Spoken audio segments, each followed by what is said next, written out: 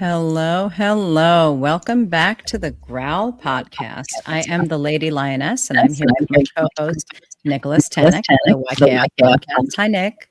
Hello. Hello. So each week we hunt down the people you want to hear from with that fire, with that light in their soul. And we bring you the topics that you really want to hear about and the things that you crave to know. We go live every Monday night at 8 p.m. Eastern Standard Time. Please hit that notification bell, like and subscribe to the Growl Podcast on YouTube so that you never miss a release and a live show. Before we begin, of course, I start every show this way. All of our topics that we talk about are for the mature audience, so 18 plus audiences, please. If you are not 18, this show is not for you. And then a quick additional disclaimer for this show, we're going to be doing a movie review. So Yes. the movie that we're reviewing is one of your favorites for sure. Watching to the Perverted. It was a good 90s flick, right? Yes. This movie and I have a history together. All right. Before I was even like really kinky, like in the scene, I did all right when it came to, hooking up and introducing kink into relationships and flings and stuff like that. This was a great movie to do it to. It's funny. The production value is good. It's quirky. It's got all this stuff. Check this out. My uncle, who was secretly in the leather community, I think, right, bought me a gift certificate to Vintage Vinyl, New Jersey, in Ford's, New Jersey. It's not there anymore. It's one of the best record stores in New Jersey. They had a DVD section, and this section had the Preaching to the Perverted DVD, and it has a mask. Well, it's not a real mask, but it has a mask for the DVD cover, those zipper on it, and the eyes and everything like that. How cool. Yes, I love that. I would play that movie and other movies that I would get for free for promotional purposes, for writing journalist purposes. They were great to have in the background, and especially like, to say it, I used to do drugs a lot, and so like to have that in the background, and just, it was inspiring. It was weird. It always felt sexy, but it always had this energy. And throughout the years, my opinions have changed and evolved and everything like that. But overall, I love the movie. It's been a part of my life. It's been a part of the culture. It has its problems, of course, like every movie and everything. But overall, I love the movie, and I think everyone in the kink community should at least watch it. Yeah, I absolutely agree. And one of the things about our episode tonight that I want to just insert in there is we're going to be showing small clips of the movie footage. But again, this is in accordance with YouTube's fair use policy. None of the clips will be over 30 seconds long. So we're okay. Okay. Oh, yes. Yeah, so we're okay. I told you about that. So you were like, oh, no. I know. I was like, I was a little apprehensive about doing a movie review because we have to show clips. But I was like, oh, God, what about copyright? What? We're okay. Mm-hmm. So, Preaching to the it's a delicious little cheeky British flick, right? Yes. It's a British film, and it is about Tanya Cheeks, a American dominatrix who has created a community of sorts, a huge, very community that all of us are envious of. This is a fantasy film. It's a movie. It's a film. It's really what gangsters dream of. You know what I mean? But it was made. It was real. Shout out to Miss Kim Rubb, a friend of the show. She was a technical consultant on the show. Shout out to Miss Kim Rubb. And so guess what? So this is based, I don't know if you know this is based loosely on real life legal controversies in the UK kink scene. The film was heavily influenced by the infamous Operation Spanner case in the 1990s, where a group of gay men were prosecuted and jailed for consensual S&M activities. And this includes nailing genitals to wood. So here's the thing. Because they videotaped it, They provided all the evidence for everything, and the movie satirizes this crusade against private consensual kink, and it shows how laws criminalize acts between Consenting people. consenting adults between folks. Yeah. Such a shame, right? Nothing we do is really, I mean, yeah, it's unique, right? But the views of what we do, unfortunately, the narrative that's set is from the porn industry, which is incredibly sensationalized. But yeah, so preaching to the perverted. Keep in mind, this is not like you said, porn. This is not. They're not making porn. The characters in this movie is not making porn. There's not. It's not a pornographic movie. There's no penetration. There's no unsimulated sex. Correct. Yeah, you could like. I think it played at the average multiplex for a short period of time. The movie is PG-13, so it's not even horror porn. So and one of the things that gets discussed in the movie is the lack of or the absence of penetration. That's important. You are cutting out a little bit. You may want to just lower just a tiny bit. Okay. All right, cool. Thanks. Oh, even better. You feel it all right. All right. Perfect. Perfect. Yes. All right. So I made a little slideshow with some clips, and I'm just going to pull it up on the screen for us here.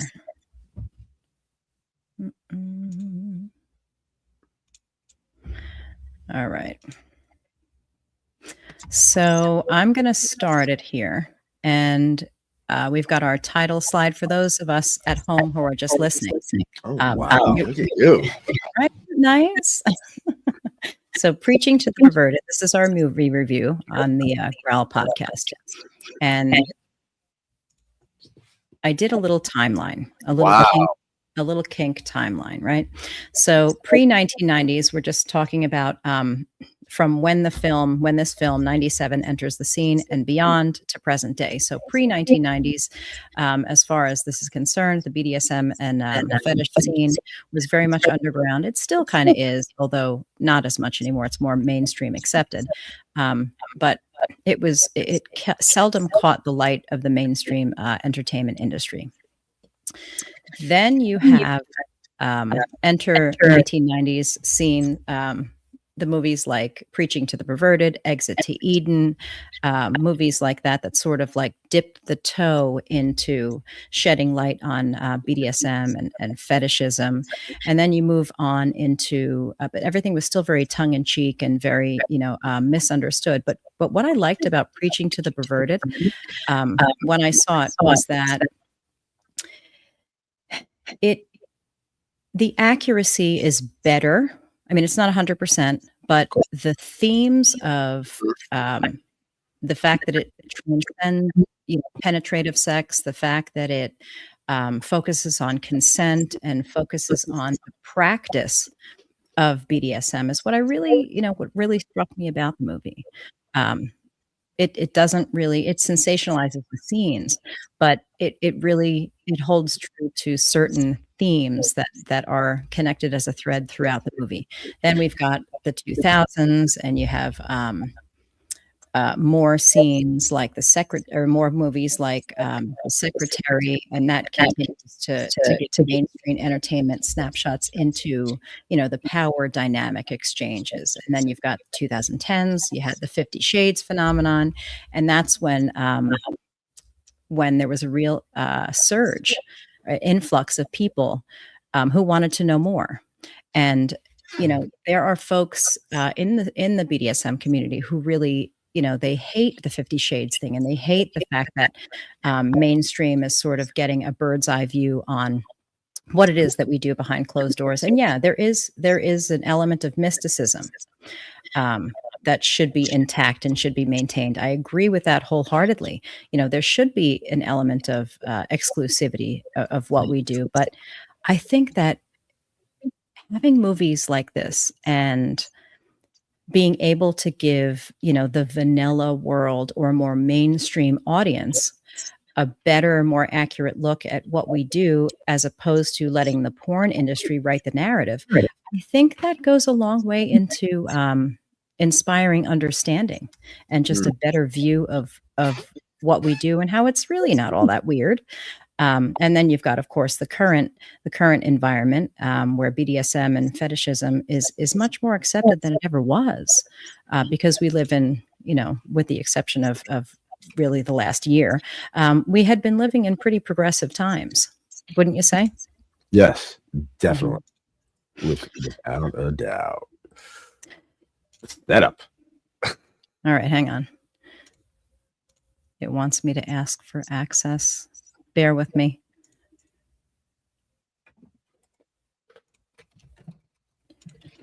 And what year was it made?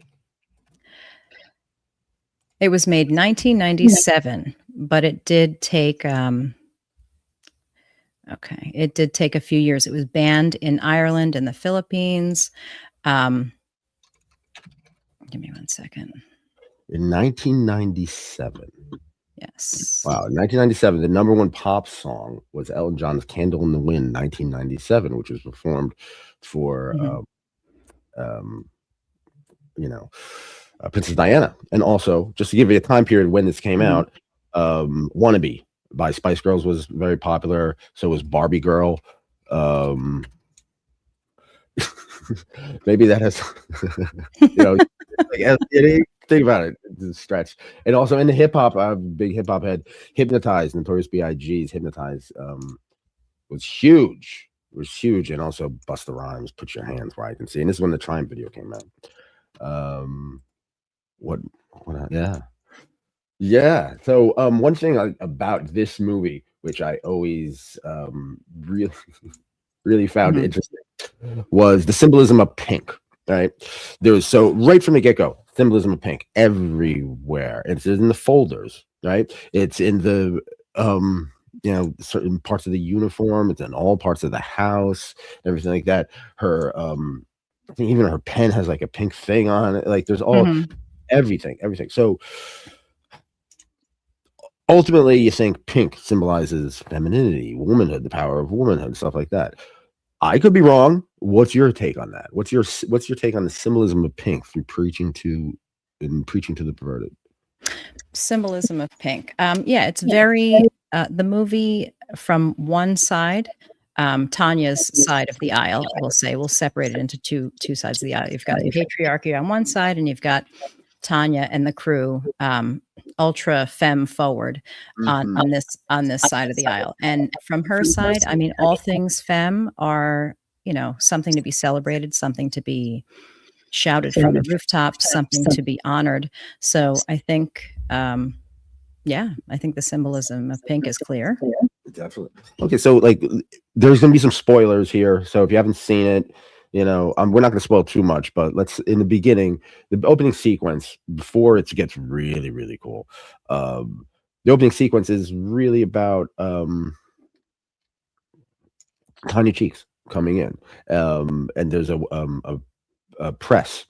There's a newspaper, a journalist trying to sneak in as a woman, very not passing, and then sends the pictures to the newspaper prints the pictures and everything like that,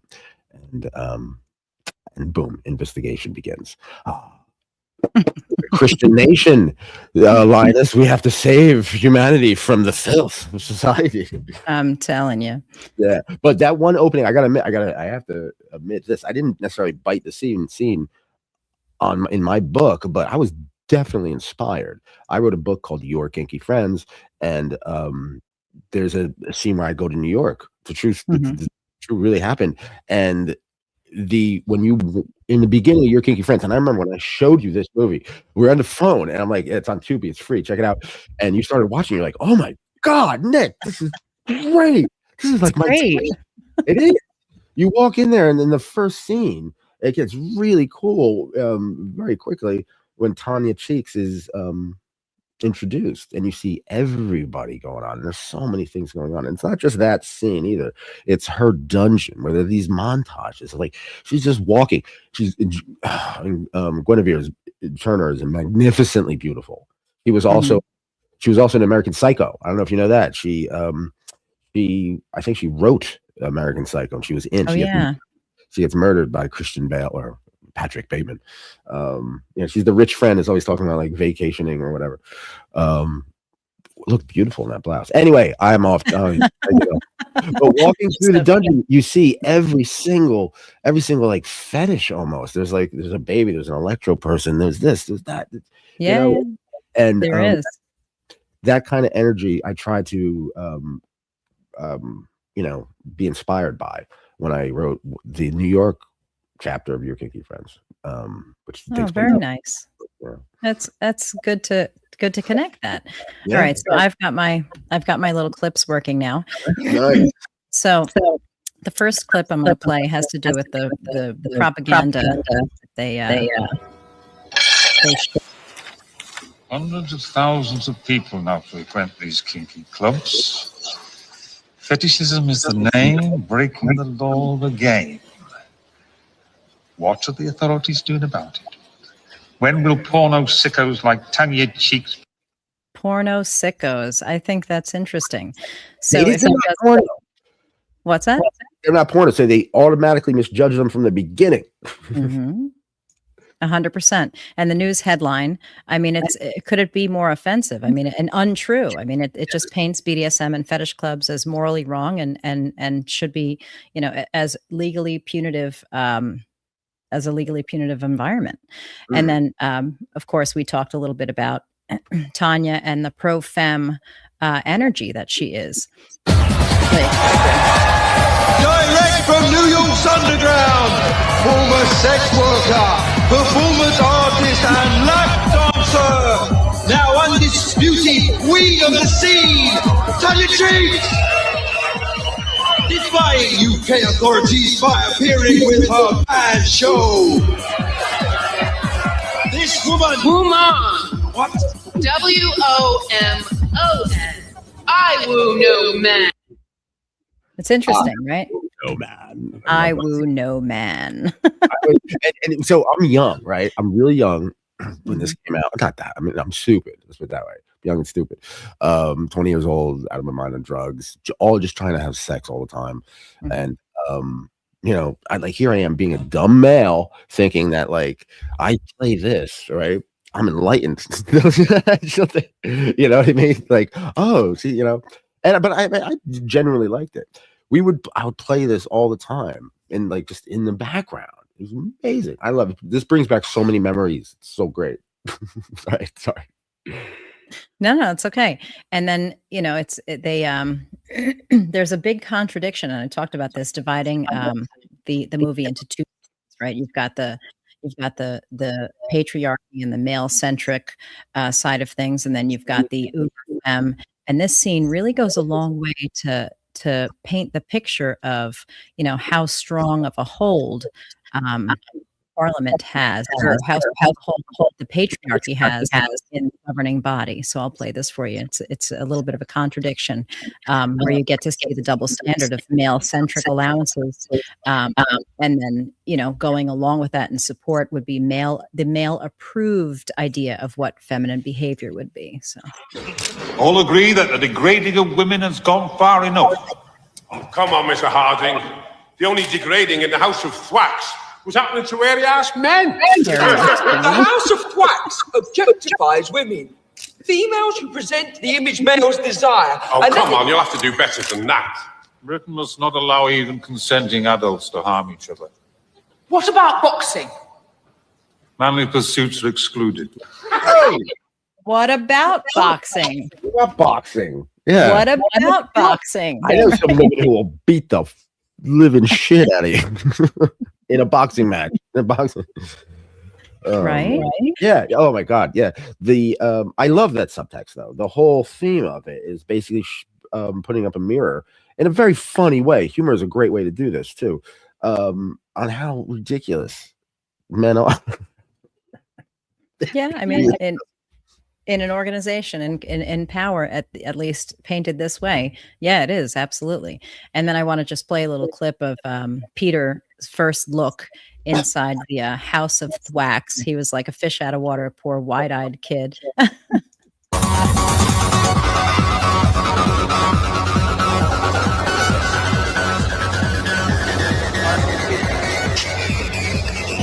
Dom or sub? Pardon? You're dominant or submissive? About average. Can only be one or the other. So which are you? All right. All right. Are there no such thing as switches? Yeah, I know. I know. No, but I get it though. Like in a mode that in a dungeon, you know, I'm a sub tonight, or I'm a sub in this scene, or I'm a dom in this scene. You know, I get it. It's actually good to have an identity, you know, for other people. You gotta know who you are, people. You gotta know who you are. Yeah, it's true. I'm glad that that scene is there, and they do it in a playful way. Yeah, I think it's a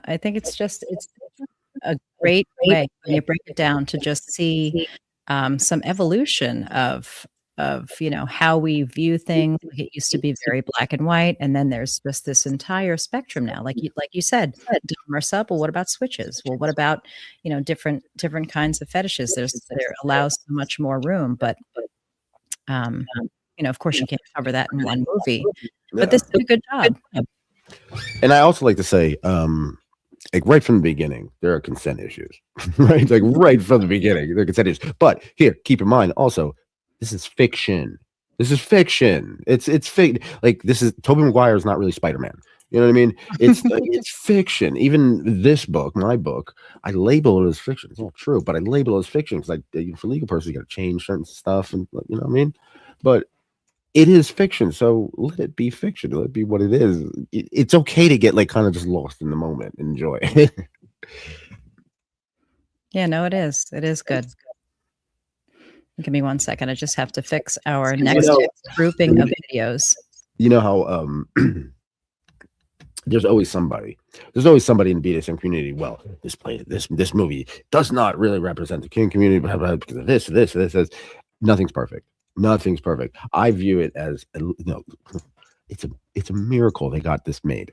They got all of these people together. They got the funding for this, and this ended up in a record store in Ford's, New Jersey. That's now closed. You know, vintage vinyl. Shout out. It's amazing. That's a story in itself that I love. But yeah, right at the start, the negotiation is very, very, very minimal. And the one thing I wanted to talk about. All right, I got to get it out of the way. Mm-hmm. The electro guy. That guy should be like a Banksy piece, right? Just so you know, there's a guy throughout the whole movie, right? And he's like in this. He's not in a cage. He's like kind of like in a movable bed that has kind of like and it's got like it's this metal structure that's got like wires and everything. Yeah, and he's getting electrocuted, like electroshocked all the time. And there's something in his mouth. What's in his mouth? I don't even know what the point of that guy was. I watched this movie 3 times, and the third time I paid special attention to that guy, and I'm like, what is the point of him? It's great. Can somebody tell me? It adds so much to it. It adds so much character to the set piece. It adds so much, because you never know what it is. And there's no plot with them either. Like he's got to have a backstory. What they could do a whole movie. It's like, I think there's a movie there's a movie, I think it's called Pinocchio 551, which is a brain dead sex slave is freed because he can't get it hard anymore. So he's let loose in the world. Right. Remind me of that. It's insane. That's so funny. Yeah, because he looks like that. He's bald, but I think what's in his mouth is something so he doesn't bite. It's his tongue. Oh, maybe.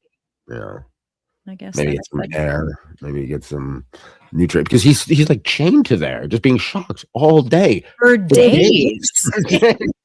You never see him walk. You never see him go to the bathroom and go leave.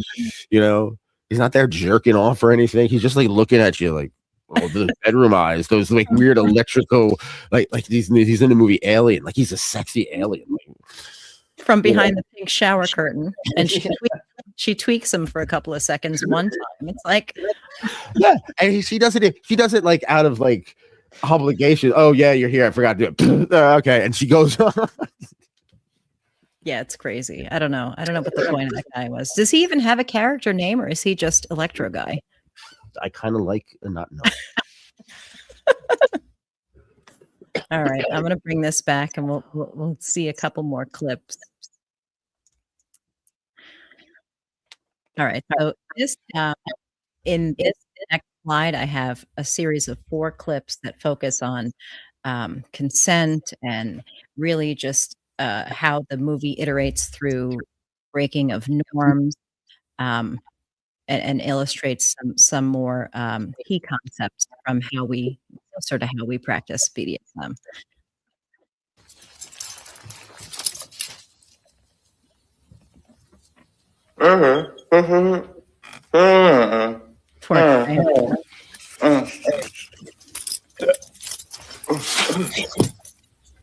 Thank you, mistress. Thank you, mistress. I promise I won't. So this guy, so it's mutual. Obviously, he's changed, he's gagged, he's perfectly where he wants to be very honest with you, regardless of how cruel and unusual it looks. That's perfectly where he wants to be. And I was sad to see this. Like, oh my god! I was sad that she kicked him out. Oh really? I was. I love that guy. Oh, that guy. Yeah. He sneezed in there. I was watching that. I was watching the guy sneeze going. So, oh yeah. There's that scene I was watching today where the guy with a mohawk is going down on her. Mm-hmm. No, he's not. He's not going down on her. There's a clit ring attached to his nose. By a chain, yes. By a chain. Clit ring attached to his nose ring by a chain. He's got a mohawk. Not that makes any difference, but I'm going to mention it anyway. And then he's doing, she's coming. He's got to sneeze. She's coming. He's got to sneeze. And then, like, right when she comes, he goes, hot. Oh. I know. No. Completely ruins the whole thing. That's a ruined O. That's the wrong kind of ruined O. He just sneezed in it all over and in her pussy, basically. Wow. So that doesn't happen every day. So now let me ask you this. Mm-hmm. You have your clit pierced, and there's a chain that goes to a man's nose ring. All right. Aren't you gonna expect something funky? Like if you have anal sex, you expect, like, you know, as clean as you get, it's still anal sex. I mean, right? It's the cost of doing business. I mean, yeah, exactly. You know what I mean? It's cost of doing business, right? So should she have been that mad? I don't think so. I mean, unless that's the setup, right? That's part of the setup, I guess. Oh yeah, for the writing, for the plot, and everything like that. Yeah, but like, I mean, it's a reason. You know, he did punish her, but she had such disdain for him. Yeah, she really didn't like him very much. Yeah, I mean, I thought he was cute, but all right, whatever. So well, you like guys with mohawks and nose rings, don't you? You know, that's my favorite. It is. All rub right, against your neck. Rub that mohawk hair against your neck. I don't think that there would be room in bed for me and the mohawk. I don't know. Hi, Lioness. This is my main. All right, the next clip. I like this clip in that it challenges Peter's faith and his sense of what he commits himself to, because he's a pretty religious guy going into this whole thing, or at least he's written that way. So let's watch this clip where you've got Tanya Cheeks, and she's doing electro play on a woman in a latex nun outfit, which it's pretty hot. So let's see this.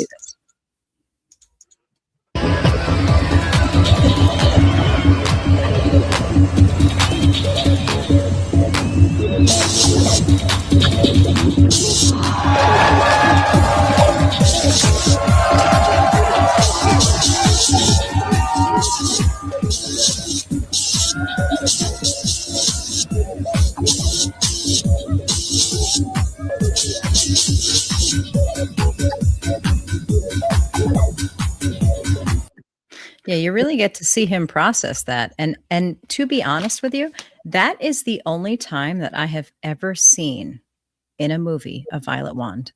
Have you? Really? That's a good question. Now that I think about it, I'm sure I have. I'm a movie buff. I'm sure I have. Oh my God, Stan, you're out there. Come on, Stan. Yes. Wait, Stan's in the comments. Let's go check on Stan. What does that say? Hi, everybody. It says, "Hi everyone. I haven't seen the movie, but I want to. And honestly, they should make more movies like this. Embrace the kinky people. You're so right, Stan." Right on, Stan. And then let's go. Oh, Sestra. Hi, Sestra. Sestra, love Sestra.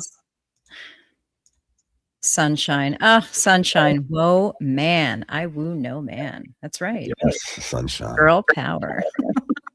Love Sunshine. Sestra. Oh, Sestra loves boxing. Let's go. Yes. Oh, I've seen her way of boxing. Oh, yeah? Is it good? Oh, it's very entertaining. Sunshine. Sunshine. Sorry to be a downer. Sadly, it feels like nothing has changed in the patriarchy. Actually, the patriarchy has gotten worse in some countries. You're not even wrong, Sunshine. Nick, what do you mean Tobey Maguire is not Spider-Man? Buddy. Sorry to break it to you, buddy. And the other guy's not really Spider-Man either. Yeah, so let's go. I'm going to go to our next clip, and it's where Tanya really broaches the concept of consent, right? She does this repeatedly, and I like that because it's so important that when you insert the idea of consent, it all of a sudden like decriminalizes almost what we do because we're consenting. Yes, that's a good way to look at it. Decriminalize it. That's one way to look at it. But also, I don't know. I think the connection of consent makes it sexier. Consent is sexy. Consent is very sexy, and when it comes to even if it's consensual, that's still consensual. You know what I mean? The fact that you can find that connection with somebody, that's what makes it. So her, pounding on that. Consent is king in this, consent is queen in this world, in the kink community. So I'm glad that it did that too. It keep me on my toes too, because like when I saw this, right, of course I just saw the garter belts and stockings and beautiful women, right, and them tying up men and putting butt plugs in them and making them take chariots, pull horse and buggy, yeah. Pull horse and buggy rides, yeah. Something on your shoe that was perfect. I was like, oh, this is brilliant. But yeah, so it gets the whole rules and consent discussions and negotiation and safety protocols. It really gets it right, even though people, the parliament and the governing body is trying to shut them down for, being lying, scheming people. They're generally acting pretty morally. So let's watch this clip about consent here.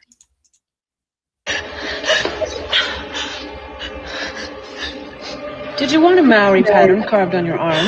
No.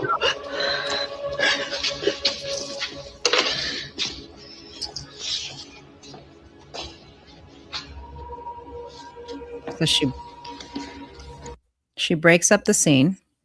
And then what she does next, I can't play the rest of it. I wanted to get that complete, but it was longer than 30 seconds, so it wouldn't fall under the fair use. But what she then does is Tanya Cheeks confronts Eugenie, who's her female lesbian Who's submissive. a witch, a Wiccan witch. A Wiccan witch, yes. Yeah. She confronts her and says, all things happen with consent. And the girl that she was about to brand, with a knife, cut with a knife, did not want that. And so she was sort of in a monitor, like almost a DM kind of a role. Tanya stepped in and stopped the scene and said, hey, things happen, with consent. Of course, this was all for the benefit of Peter, because now she had him figured out at this point in the movie. But I think that's important, that there are people watching and things do get put to a stop if your rules are not being adhered to. Now, before you go on to the next one, we were talking about how she's a pagan. She's a pagan witch. Did you notice the themes of paganism versus Christianity. I mean, it's pretty blatant. I mean, you're kind of overtaken by the sex and the kink and everything like that to, I think, really, pay attention to it. But I think there's a strong theme in this film: paganism versus Christianity. How do you feel about that? Yeah, I think it's polarizing. I think the whole movie focuses on really polarizing everything. You think it gives you think it gives paganism a bad look, as like we're violent, maybe extremely kinky, bordering on a little scary? I think it does. It does give an element of like a fear. But you know what? Christians are scary too. Yeah, and it does that too, Nick. It does that too. Terrifying. All right, so let's move on. All religion is terrifying in many ways. That's true. And elevating. And spirituality is good. It is. It is very, very good. You have to know your spirit. It's very important to know yourself and to appreciate the spirit of others, the spirit and energy of others. I'm fully behind, I support paganism and love witches and all that stuff. I've had them on my show. Shout out to Jennifer O'Neill. I hope you're having fun chasing after men in the woods naked with knives. Who wouldn't love that with knives? Who wouldn't love that? Well, she's chasing them for a blood sacrifice. I mean, shout out to more blood. All right. So the next clip talks about it separates kink from sex. And many of us do separate kink from penetrative sex. So Tanya shows on many occasions that BDSM is not solely based on penetrative sexual exchange. And let's watch a little bit about that. Oh, one moment. Missed this one. Okay.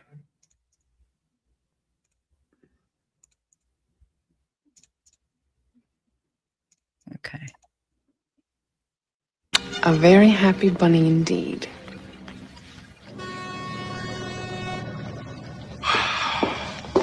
Arriving early or leaving late? Tell Mr. Harding I penetrated them. The sexual underground.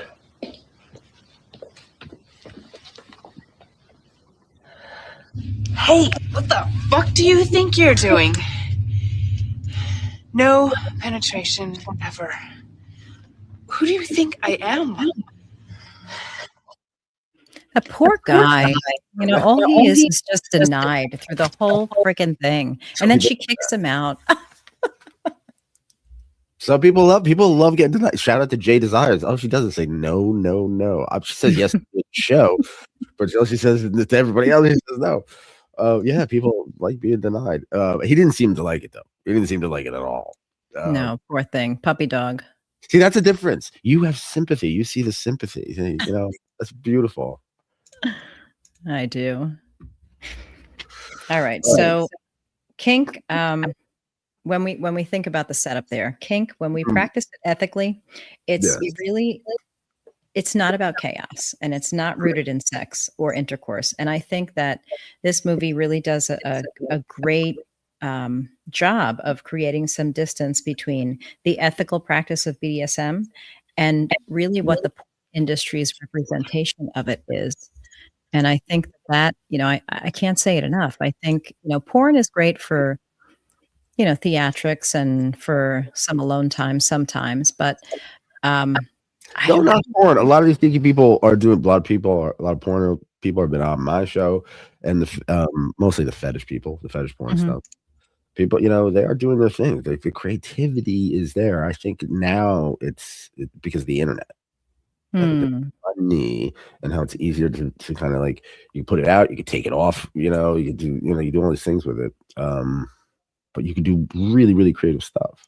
So I have respect for porn and people who make all that stuff, but at this time, no, it was a little different. This is before internet. This is before. I wonder how this movie would be different now. They remade this movie now. The internet would have totally changed. I mean, of course there was internet. He found his way there because of the internet. Did you see the coding on that site? Oh my god, It was so antiquated. and that was her. That was her coding. That was her site. She has all this money, and she has a website that looks like that. Get in Finnegan, the folk hero HTML. You know, I mean, like seriously, get him in there because. No, for the times it was good. Yeah. That was pretty cutting edge for the time, especially the image of her like continually slapping. Is so in such a fun, weird way. Like it looks so old when it gets old. That's why my show I used to call it instant vintage. Because it was made with like crappy cameras and crappy mics and it aged weird and like there's filters on it. Like I wanted to make it as soon as you see it, it looks like it was made years ago. Yeah. All right. What's the relaxicizer? Did you see this thing? I did see the relaxicizer. I guess that's a TENS unit that gets attached to the genitalia, specifically hers. She likes it. I did some research, Lady Lioness. Okay. Share. Right. So the relaxicizer, there's a section. Basically, what did he call it? I'm the holder of your clitoral box or something like that.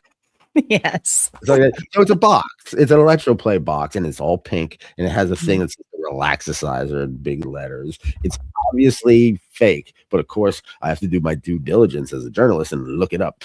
So it's not a real world product. No matches outside the movie, but it's rather a playful, provocative prop in the underground club scene. The name suggests relax, someone with intense perverted means. It's similar to a Symbian or a Venus or E-Stim or a fucking machine. It's kind of like in that category, I guess. What did you say? But it's basically electric. It's a stim. Yeah, a stim. Yeah, a stim or a TENS unit. That's what I imagined. And it had maybe, I mean, you never see the other end of it, right? But what I imagined was that it was causing muscle contractions. And that's, a series of stimulation would stimulate climax. Yes. That reminds me. I gotta get back into electroplay. Lady Lioness. How do I do this? I will always support that. I love electroplay. We should do a show. We haven't. The Growl hasn't done an electroplay show, and I don't even think YKF has done like a straight up electroplay show. We should do that. We've done a wax show. Why can't we electrocute everybody? All right. Okay. All right. That's on the docket for the. Put it on the docket. Yeah, I have a violet wand. I could break it out. Oh, please do it right now. But yeah, we could do play is fun. So one of the things that I liked in this movie is when Pete's head, you see his gears turn, right? And you get to see him sort of come to the realization that this is not at all. This is pretty reasonably normal. It's interesting to him. And there was a scene I don't think I clicked it. Hang on. Let me see if I put it in here. No, I didn't. I thought better of it. So there's a scene where he's being suspended by pink ropes in front of the fireplace. Yes. I took a nap before the show. I took a nap and I woke up when you called. Actually, you were like, "Are you sleeping?" No. What was on my television set at that scene? That's the exact scene. Yeah, nice. It's one of my favorites. I got to tell you of the movie. So you're speaking for you film. So he's hanging there, and she sort of has figured him out, and she's pissed off that he misled her and misrepresented himself. He's hanging face down. Mm-hmm. Arms. Okay. Before we get into that, right, let's be whimsical. You have a sub. Like that, right? Who's not in trouble? Who you're in very good. He's been a good boy. Okay. Very, very good boy. How do you make it better? You're in that huge dungeon. That it's a castle. It's a real legit UK, castle in England or Wales or where were they? I forget where they were, but yeah. How do you make that scene better? God, I think it's pretty awesome the way it is. I mean, she doesn't have any toys. I mean, we always say, I know I was about to say she doesn't have any toys. We always say that when we go out, we have 2 toys, 1 and 2. So you always have 2 toys at all times with you. God willing, of course. And so with those 2 toys, what do you go to first? The face, the butt, the chest, the legs, the feet, the hair. And he's a good boy. He's not done bad things. But who knows? Maybe he enjoys a little impact play.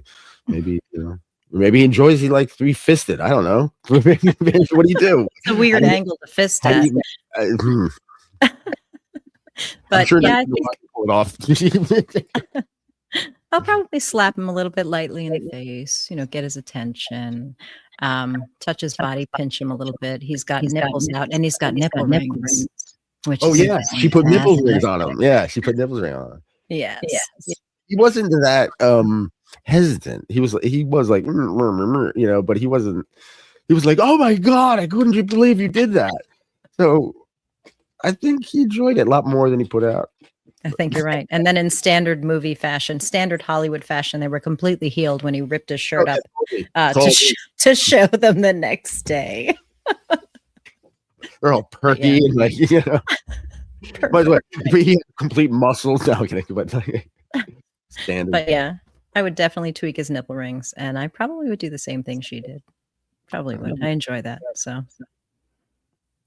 All right. All right, so you were saying that scene. Yeah, so that scene, it was a fantastic scene, and I liked that we finally got to see him sort of succumb to his more carnal pleasures. I liked being able to watch him enjoy that, but again, I like part of me likes to watch Nick, so yes. We know that. True. All right, so let's bring this back up and let's move along. There's a couple of clips here that sort of wrap the whole thing up. So Tanya ends up falling for Peter, just the same as Peter ends up falling for Tanya. It's very cute, nice little love story. And what she does is she overlooks her usual vetting standards and vetting methods. So let's play this clip here. Peter is working for Henry Harding.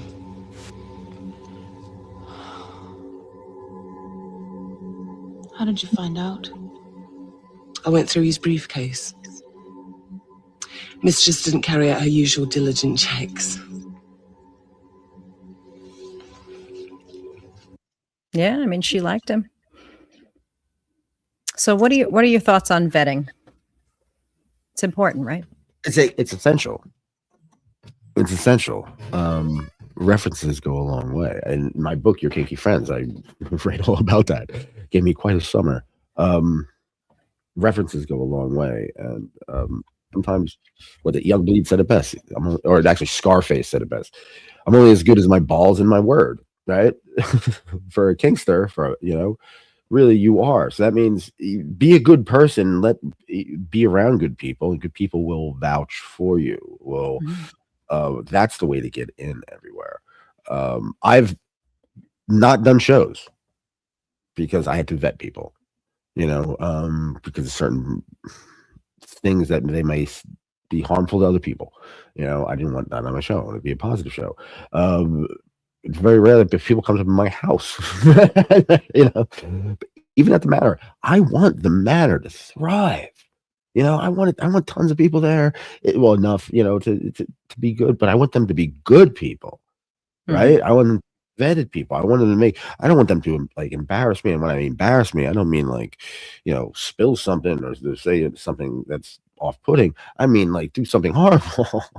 And then it starts to question your character. Puts your character into question. I'm a man of my word, and I want to bring good people together. Of course, hey, Kink's huge party. It's worldwide. You're going to meet some people who are not good, basically. Absolutely. Sometimes they really show their bad faces, but that's just the way it is. But vetting is essential, please. And it's fun. You can make it fun. You really could. If the person is a good person, right?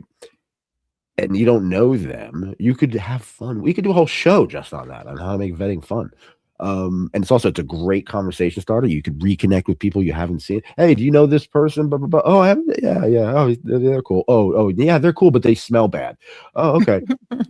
All right. Oh, how you been? I haven't talked to you in a while. It's a great way. Vetting is awesome on so many levels. Yeah. And I'm really glad that the movie touches on that. Like it's clear that she, you, Jenny, says, you neglected your usual checks, and that implies to me that every person she's coming in contact with, play with, that she's vetting. So that's important. It's good. Yes. It's good. Yes. Now, with all the stuff they found already,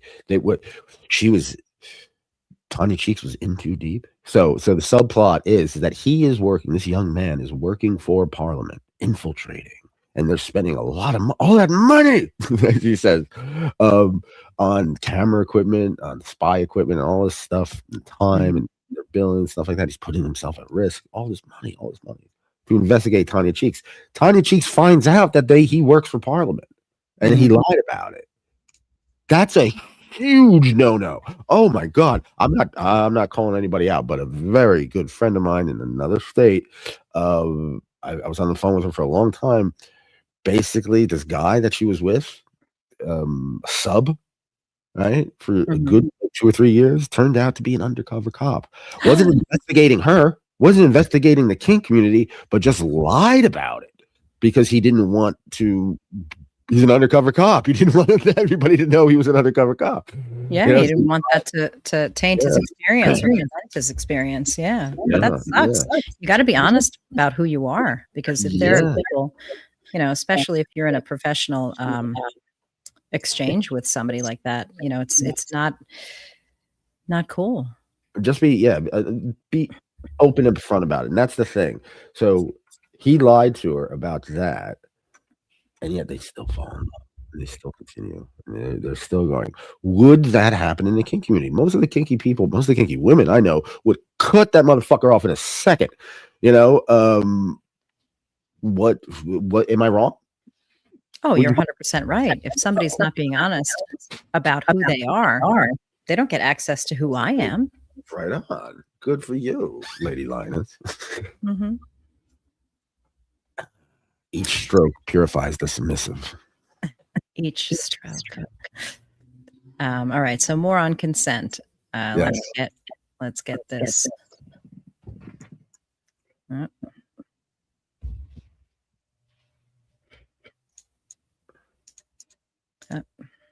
Having some trouble with this. All right. Yes, I was also wondering where there's this one. Where was the section where? The scene where she left him on the side of the road. There's a scene, I think it's around the time, it reminded me of Sissy Joyce. Shout out to Sissy Joyce. But there's a scene where she, after like they find out and everything, they leave him on the side of the road dressed in, he's dressed as like he's got no shirt on. He's in his fetish wear. He has this cropped latex top and his pleather pants or whatever he's wearing. Yeah. So he's at the bus stop. So he's abandoned. And it reminds me of Sissy Joyce. Now, this is not as bad what happened. Not bad, but not as extreme as what happened to Sissy Joyce. But if you read Sissy Joyce's book, she's basically sissied up, locked in chastity, with her chastity cage showing, with a dress and everything like that, with fake tits, and thrown in a trunk and then thrown out of a trunk in front of like in the middle of nowhere, like a nightclub, like in the middle of Brussels or something, or Belgium or something like that. Yeah, Belgium. Stop it. Yeah, and stuff like that. Yeah. And that reminded me of what happened here in Preaching the Perverted. Exactly. I was like, wow, I get the same thing. Now, in Preaching the Perverted, I don't want to ruin anything, but he's got to go home. And he's no shirt. He looks like he just came out of a gay bar, a leather gay bar, right? Yeah. And what happens? He stands at a bus stop, and one word happens. They're all men going to work in the morning. They looked. I don't know that they were going to work. I think they were up to no good, looking for trouble. Maybe. Well, yeah. The way they sort of congregated, yeah. They just said poof, like that. So they called him a puff, and he slowly starts to walk away, and they kind of turn around, start walking towards him, and he walks faster, then they walk faster, and then they're running. And I want to end it. Jumps the bike, and then yeah. That reminded me of Sissy Joyce. Totally. Shout out to Sissy Joyce. Love you, Sissy Joyce, queen of sissies. All right, so this clip here shows more on become beasts by revealing their furry parts. In the rites and religions of the ancient world, sex was sacred and transgression was licensed on public holidays. Stripping naked is the decisive action. Christ. You don't have to go naked if you don't want to. Right, I won't. So what do you like? Nothing too painful. So that was nice, that she says he doesn't have to be naked, and if he doesn't like something, painful, that's she asks what he wants, and that's good to see. Now, as if you were which you are, but you were in Tanya Cheek's position, and you had that person, that exact same character, looking like that Hugh Grant wannabe hair and everything like that. Like, his approach and his is that attractive? Would that be attractive to you? Like, I went through one of the criticisms about this movie was that why would Tanya Cheeks spend time, energy, and emotion, heart for this person as opposed to anyone else? You know what I mean? So what's your answer to that, Lady Lioness? So I'm glad you asked. I would probably be attracted to a similar type of guy. There's a uniqueness. There's a strength. A Fed? No, not a Fed. No, not a Fed. But definitely a man who actively makes a choice, who operates with a level of autonomy, who takes care of business, and who actively makes a choice to kneel. Not necessarily the grovelly type, but somebody that gives me something I don't give in other walks of life. So I would probably be attracted to the similar type of personality, not a Fed. Now, don't you think someone like Tanya Cheeks, or even someone like you, I mean, you're bombarded. You have all these men just all over you all the time. This harem of men. I don't know how you remember the name. It's stable. My stable. You just start giving them numbers. No, I'm kidding. The deli counter, the little red ticket machine. Stop it. Okay. All right, moving on. Go ahead. I'm sorry. What was I getting out of that? I have so many men. My stable. Take a number. Yeah. So a woman like Tanya Cheeks, she can get any man she wants. Why him? Well, he's unique. He offers something unique. He's approaching from a different perspective, and I guess that intrigues her. Maybe it's his energy. Maybe it's it could be any number of things. They don't cover it in the movie, but I mean, I'm only projecting from what my perspective would be, and I guess that's the beauty of being able to relate your own experience to a movie. Each stroke purifies the submissive.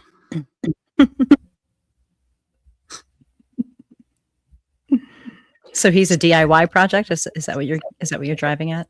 Yeah. So. Well, there's also that theme which they touch on where she looks at like her old photo album. They get drunk. That's another thing. We got to talk about alcohol. Oh my god. Oh, we definitely need to talk about that. You get drunk. They look at their photo album, right? And she's melancholy, but there's a poignancy to the nostalgia of being young, being a young girl. Sure. Yeah, I think that's also a play on that. Like he's innocent, and she wants to be like, she kind of wants, because she is filthy. You know what I mean? She's not filthy, but like she's not innocent at all. She's living in a culture. She's perpetuating culture. She's a leader of a scene, of a community, that's not innocent at all. It doesn't mean they're bad people. They're good people. They're just kinky as can be, which is great. But in the eyes of the Lord and Jesus and all that stuff in the church.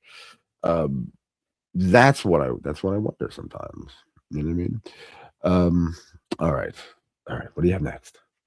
So we're moving on to the next clip, and this is where Peter sort of becomes a little introspective about, what goal is he driving at here, working with the with Parliament, and he talks about, he reflects on the fact that no one's being harmed, and there's a lot of ethics at play. And so this is a clip that I think illustrates that very well.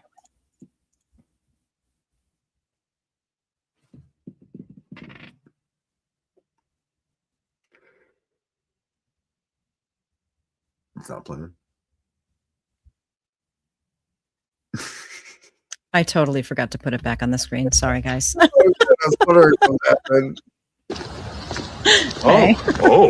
Triple O. Mr. Harding, should we really bother making all this legal fuss? Should we really bother about making laws in Parliament? These people don't harm anyone else. You told me what they did discuss, Jess. I mean, you were physically sick after a night in their clutches. And find out what that hose is performing next and nail her.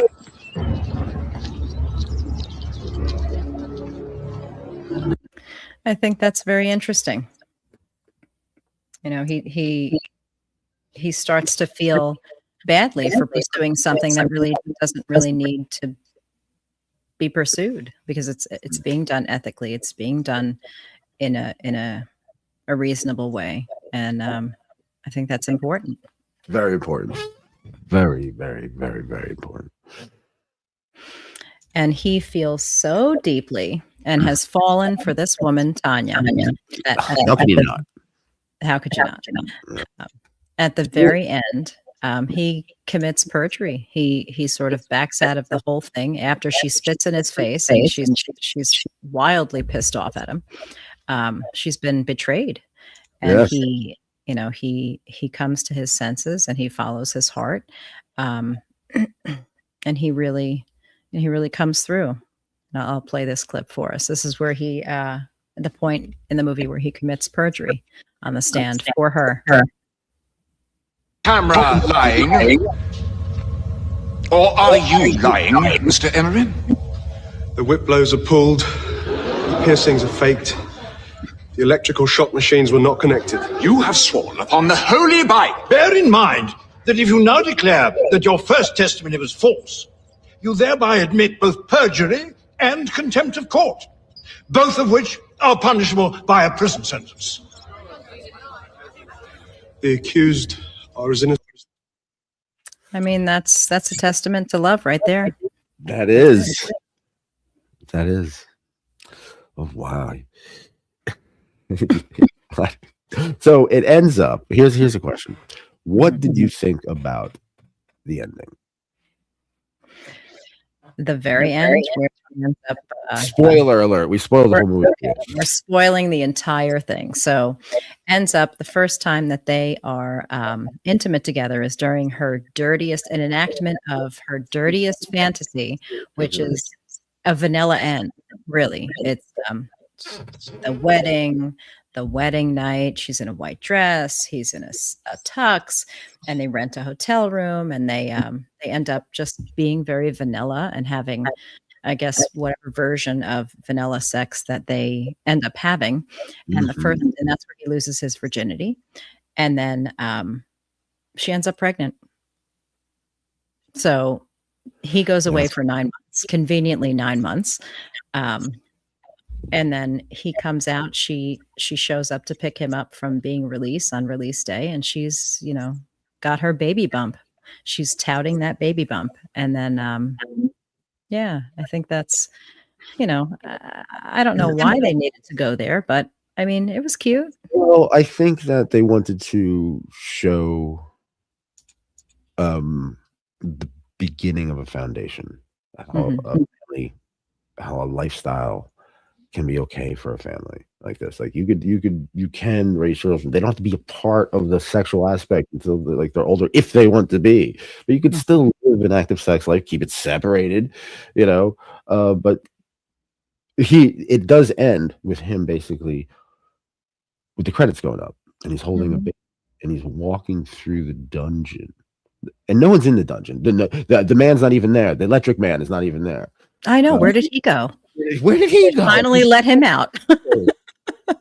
Do you think that guy, like at the end, like 8:00 every night, he comes home to like a wife and kids, and like, hi honey, how you doing? And he's got a hat because he's walking around bald, dude, and he's got that stuff on, so he's got kind of like a disguise, and he puts this hat on the thing, and he goes, oh, work was rough today. He walks right in. Yeah, like, do you think that's happening? I don't know. I mean, we all have lives outside of kink, so who the hell knows where he's coming down? I mean, he was away for how many weeks was that? That he's strung up there. It's crazy. And then he gets picked up in a limousine. He gets picked up in a limousine with the prison is pink. It's a pink prison, Lady Lioness. So pink is everywhere. Pink. Oh, not only pink. I want to talk about the graffiti. Please, let's talk about that soon. So yeah, that's everywhere. We get in the limousine, and then the mother has to be like, "Oh, I guess I'm a grandchild." Yeah. And there's this whole lifestyle that I don't know about. And now my son is a felon. I know. Is that a felony back? I don't know. I don't know. Who knows? I mean, he went to jail for perjury, so that's what the crime he was committing. But I think that it was interesting that they completely glazed over the idea that maybe mom wouldn't have been so accepting. Like the fact that it was just so matter of fact and like, oh yeah, so this is my grandchild and she's a pro dom and she runs a sex club and my son is not going to be able to get a job, so he's going to be her agent, and this is all okay, and they're going to be able to afford a baby. Do you think that the grandmother, like the grandmother kind of instinct kicks in? Is like, you can do what the fuck you want. I just wanted to make sure my grandkid is healthy and mine, and and happy. Rotten Tomatoes has got a score of 83. Oh, really? Yeah, it's got a score of 83 in Rotten Tomatoes, which is a computer wizard infiltrates a London sex club to get evidence for a shutdown, but then falls for the Guinevere Turner. The proprietor. Yeah, it's a great movie. Okay.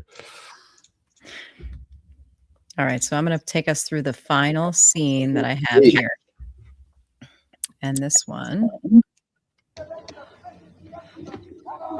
Perhaps that's why I put the question. What question? I heard you listening at the door once, after I swished a couple of the lads.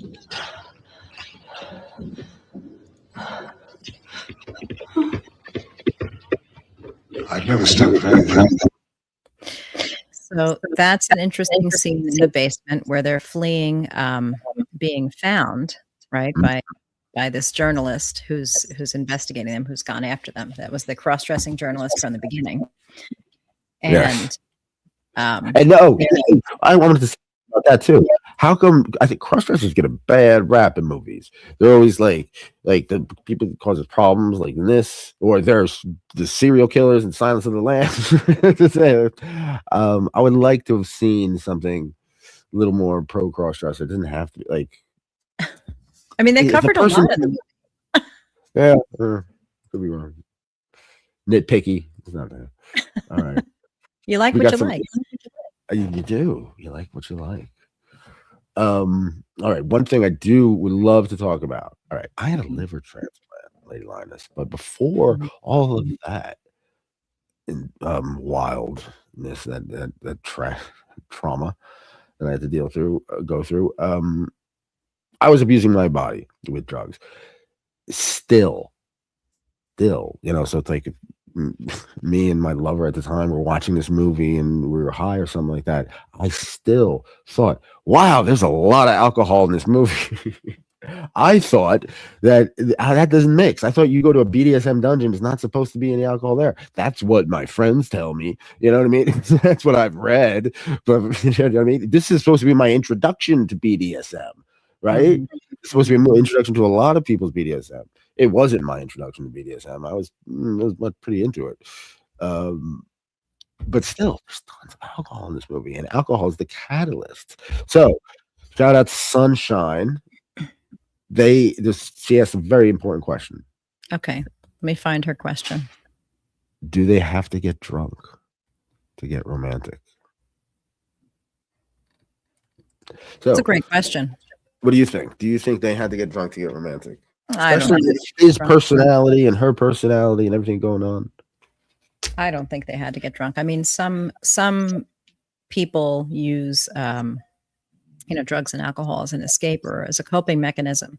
And if she was that if she was that, I guess, emotionally charged, that she needed the filter of alcohol, I guess might what they were trying to paint there. But yeah, I can't get on that boat. I can't get on that train, of mind altering substance in Kink as a regular occurrence and as a necessity.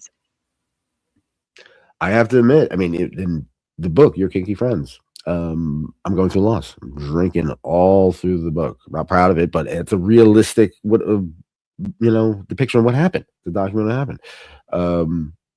Yeah, alcohol is very much a catalyst. Even if when they're not drinking, people are talking about it, and especially if you are sober or if you're coming through a health issue and you can't drink, you notice it's everywhere. I'm cool with it. I see it's not triggering or anything like that, but it's like, wow, it's everywhere. Holy, like it's wild. And that's what chimes. Go ahead. Yeah, even before that kind of revelation or whatever, or that outlook on life, I still thought there was a lot of alcohol. Sunshine says the alcohol is unnecessary in the movie. That's what she thinks, but she thinks they used it to help the plot along. They could have done without it. I agree, and Stan agrees 100%. They need to get everybody. It's a social lubricant. I mean, you in the past, you've bartended in the past, so it changes people, loosens people up. People go to bars on dates sometimes, or to meet, to fuck later. It's social lubricant. You know what I mean? So I get it. I totally get it. And as a recovering alcoholic, or someone who used to be an alcoholic, there were many times where it really kind of lubed up the situation socially. You know what I mean? Without a doubt. For me, I have to be very honest with you. For me, it's kink is the drug. Yes. Play is the high. Like that's where I get it. Like when I'm playing as the dominant in the DS power exchange, I get a beautiful top. I'm buzzing and vibrating, and it's like I'm almost like you walk differently. Do you have a top walk versus well, it's always your everyday walk? But there's a almost state of euphoria that you experience from either side. I've done both. A dance song called Top Walk, and it's a theme song for tops who just came out of a great scene, because they walk away from that bench like I'm a motherfucker. You know what I mean? Without a doubt.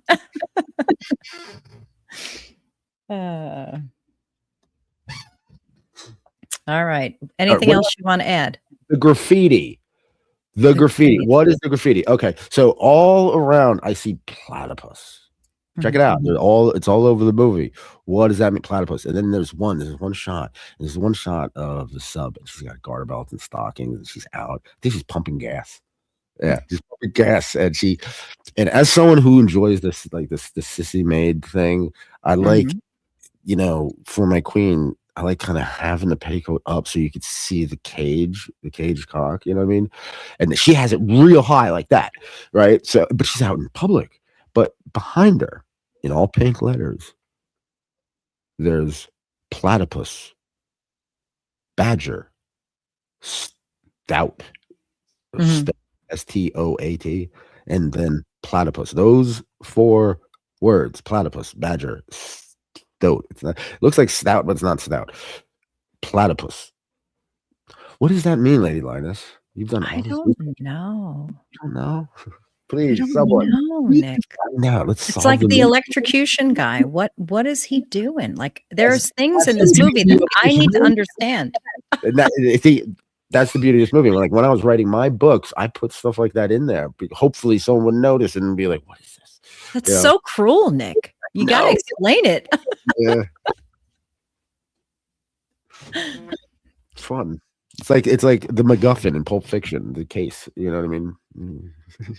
I'm gonna have to write follow-up comments to this, or like a commentary. So when I'm gonna go on a mission to find the meaning of the Bansky guy, Yeah. and the platypus. Yes, platypus. Pink platypus. Say that fast. Paganism. Pink platypus paganism. Pink platypus paganism. Paganism, yeah. What else we got? Yeah, the relaxicizer. We got some other. There. One thing. Now, this is absolutely beautiful. A large. First of all, this is IMDb. Large number of props were bright pink, even though they were grossly out of place, like pink folders. This was potentially by the director who wanted something pink in every scene. Still doesn't explain why. Right, doesn't explain why. Yeah. The convertible Morgan +8 was the director's own car, and the last film to be banned in Ireland. But what's awesome about this film, which I do love, was the restoration. There was a crowd-funded restoration in April 2013. It became the first. What's it? What does my note say? It was a first handful of films. Of feature films that were successfully restored and remastered via Kickstarter. This was one of the first, like when Kickstarter in 2013. So director Stuart Urban reunited with Guinevere Turner, who was also in Go Fish.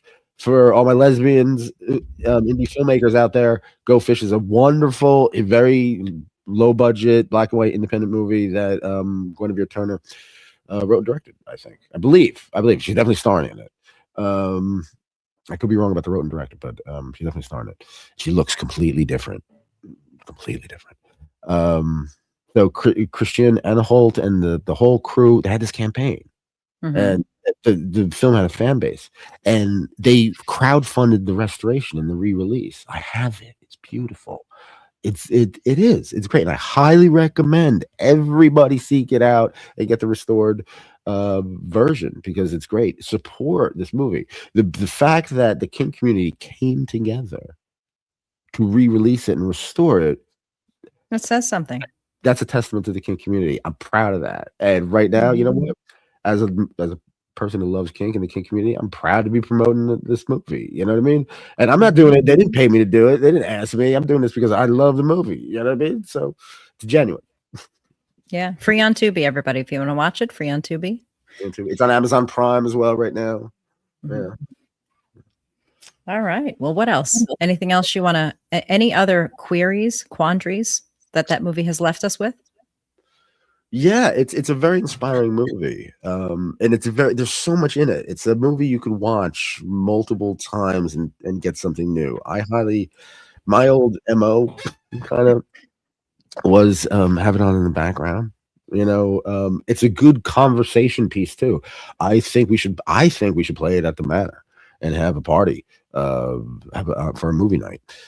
It's a great. This and Personal Services are excellent. They're both British, right?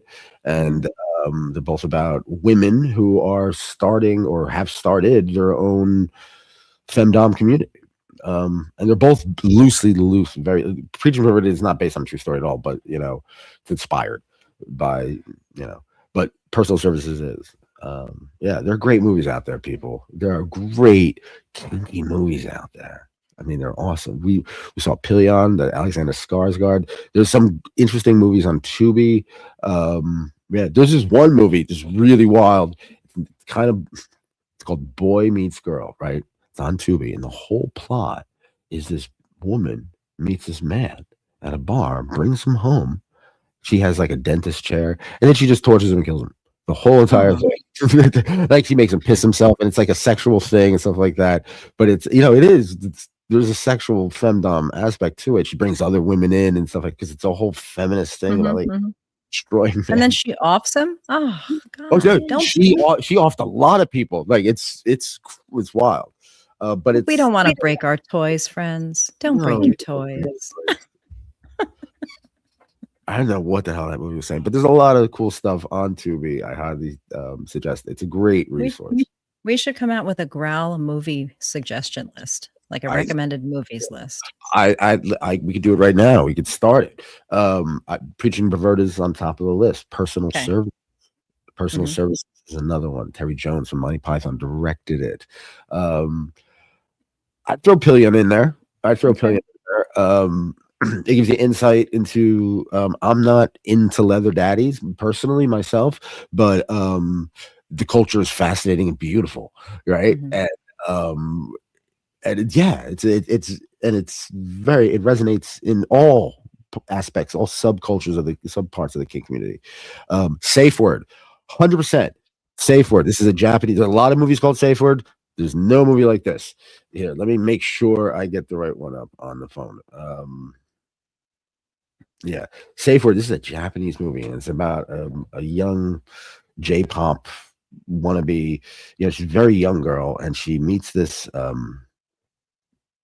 dominatrix who runs, and she serves her, and she realizes she's free. She becomes free in pain, and there's this beautiful scene with rope and impact play and everything like that.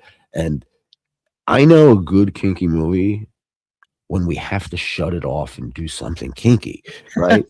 Yes. We never get through this movie. It's so good. Yeah, it's a great Safe Word, and it's here. I want to make sure I got the right one. It's Japanese. It's not, and it has an exclamation point at it. It's 2022. 2022. Who's the director? I don't know who the director is. It stars though Kusako Kawase. Yeah, 2022. Safe Word. Stan Vladimir says My Mistress. Have you seen My Mistress? I have not. It's on Tubi though. It's one of my suggestions after this Preaching to the Perverted, so I'm going to watch it. It's a movie. It's kind of a fantasy, a young boy's fantasy. I've had this fantasy when I was. I really did. It's about a young man who lives next to a mistress, and then she takes him on. That's one. I'm not going to end it for you. Spoil it for you, but it's rather tame compared to some of the other stuff, like this other one, Maîtresse, right? This is a French movie. Oh my God, this movie, Gerard Depardieu's in it. In this movie, I'm gonna get the Maîtresse. In this movie, you really see someone nailing a cock to a board. Yeah, really? Yeah, and they do that on screen in the movie. Yeah. Wow. It's spelled like Maîtresse. Something like that. Gerard Depardieu's in it. Yeah, it's great, and it's beautiful, and it becomes like this artsy romance movie. It's about a burglar who breaks into a house of a woman, right? He breaks into the wrong house. He's just a dumb burglar, and he breaks into a dungeon of a woman. Like she's a professional dominatrix in her own house, and she's like, "What the fuck?" And she keeps him. And he becomes her servant, but he's, it's Gerard Depardieu, and he's kind of like a big oaf, and it's romantic. He's definitely an oaf. Yeah. Yeah. What other kinky movies? There's Private, a Tito Brass movie called Private, which is really fun. It's an anthology, right? Like little half hour each, or at least 20 minutes each, and there's I think 5 of them. And all I know is that there's a sub. An old man sub, old little man in garter belts and stockings. He keeps on saying "Wunderbar, Wunderbar" as the dominatrix. Is very silly, just totally spanking the woman, the maid of the hotel or something like that. It's so ridiculous, but it's great. It's fun. Yeah, that's a good one. That's a good list. That's a good starter list. Yeah. Oh God, I can go on forever. I know you're a movie and music buff. Speaking of music, did you like the soundtrack to this movie? That was fun. Yes. It was a good example of the kind of music from the time right? Mhm. And also, I follow music all around the world. I like to keep my, especially with music journalism. I was doing music journalism then. Yeah, it had a pulse. It had a pulse to it, which was good. That because you see it in other movies, but you don't, and it still kind of ages well. It's still like, the beats. That's what's beautiful about techno and house music. Like really good It's house. the beats. It's Yeah, the beats. Yeah. beats. It's like they can become timeless because now this is the time, right? And yeah, it's beautiful. Yeah, it was great. It was a great movie. I highly recommend it. I highly recommend it if you are a kinky person. It's a great date movie. It's a great seriously, both because it is a romantic comedy. Technically. Mhm. You Technically, yeah. if you went to Blockbuster Video, I used to go to the indie video stores, but if you go to the Blockbuster Video store, it would be under romantic comedy. Yeah, it's a great movie. It's a great movie to have at a dungeon with a bunch of people.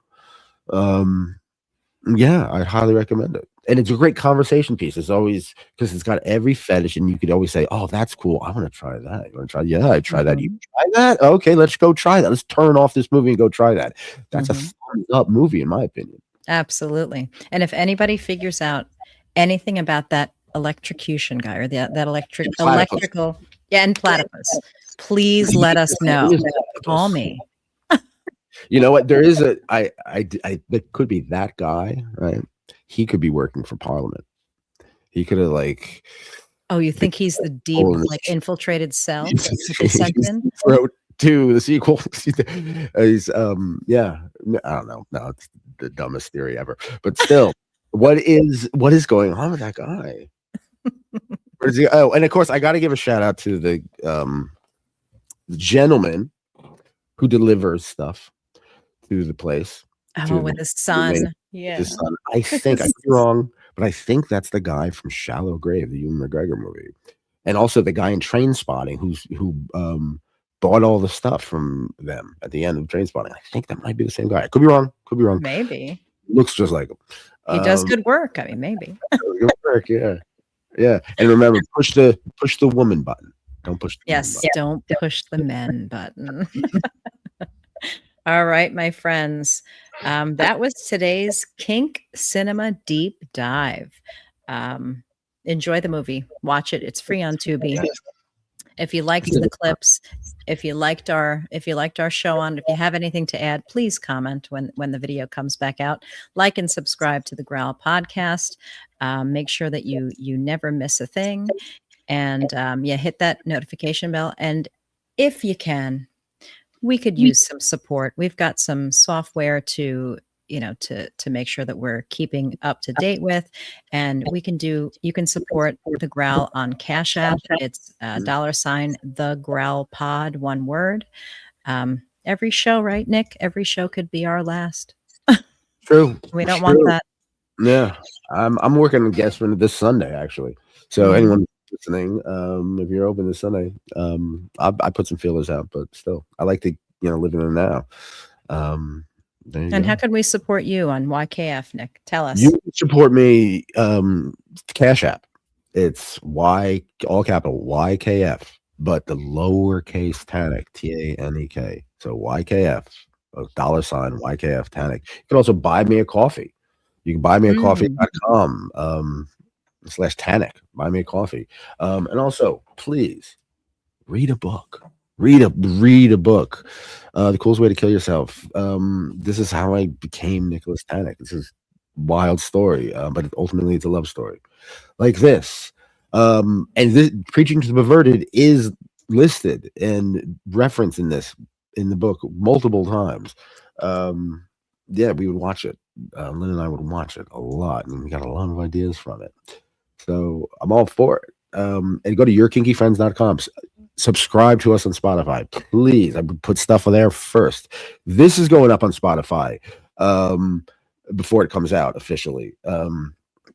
Yeah, so subscribe to Spotify. There's a lot of stuff that's not on YouTube that's up there.